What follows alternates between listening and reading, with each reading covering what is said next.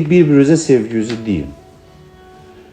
Hərdən ədəb deyib o qədər də qurulaşmaq lazım deyil ki, məsələn deyir ki, dünən ki, mən səni çox istəyirəm.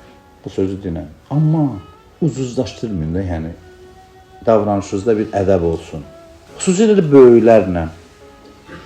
Qəlb təqvası məlum olur ki, əməl təqvasından üstündür, elə deyil. Təqvanın üstün dərəcəsidir. Harada işlətsə yaxşıdır bu sözü? Deyir o kəslər ki, Peyğəmbərin huzurunda səslərini aşağı salırlar. Onlar o kəslərdir ki, Allah onların qəlblərini təqva ilə imtihan eləyib. Belə baxsın, desin, nə böyük məsələdir ki, gətirib bunu qəlb təqvasına bağlamısan. Bəli, çox mühüm məsələdir. Çünki ədəbsizlik içəridə olan çox xəstəliklərdən xəbər verir. Ədəbsizlik elə belə sıradan bir şey deyil. Ədəbsizliyin içində mənəvi, əxlaqi, mənfi keyfiyyətlər var.